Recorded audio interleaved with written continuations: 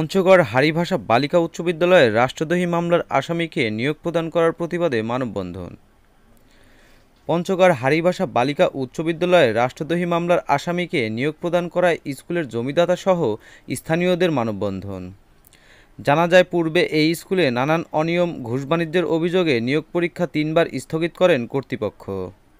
গত ২০শে এপ্রিল ২০২৪ সকাল ৯টার সময় ডিজির প্রতিনিধি ও পঞ্চগড় সদর উপজেলা নির্বাহী অফিসারের উপস্থিতিতে পুনরায় নিয়োগ অনুষ্ঠিত হয়। এবারের নিয়োগ পরীক্ষায় অংশগ্রহণ করেন পুরুষ ১১ জন ও নারী ৪ জন।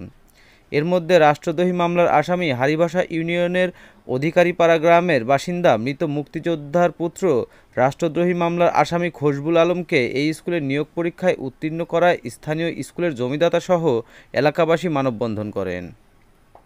এছাড়াও ভুক্তভোগী বলেন, খোশবুল আলম এই স্কুলের ম্যানেজিং কমিটির সভাপতি। মোহাম্মদ জাকির হোসেনের মেয়েকে নিয়মিত প্রাইভেট পড়াতেন, সেই সুবাদে স্বজনপ্রীতির মাধ্যমে ১১ লক্ষ টাকা ঘুষ বাণিজ্যের মাধ্যমে রাষ্ট্রদ্রোহী মামলার আসামি খোশবুল আলমকে নিয়োগ পরীক্ষায় টিকানো হয়েছে বলে ভুক্তভোগীর অভিযোগ। তারই প্রতিবাদে স্কুলের জমিদাতাসহ ২২শে এপ্রিল হারিভাষা বালিকা উচ্চ বিদ্যালয় স্কুলের মূল ফটকের সামনে মানববন্ধন করেন। মানববন্ধনে অংশগ্রহণকারীরা বলেন, এই ঘুষ বাণিজ্যের মাধ্যমে নিয়োগ পরীক্ষা বাতিল করতে হবে, এটাই আমাদের দাবি। যে সিলেক্ট হয়ে গেল আর কি, নিয়োগটা পাইল খুশবু নাম, সে রাষ্ট্রদ্রোহী মামলায় জড়িত, তাকে এখানে সিলেক্ট করা হয়।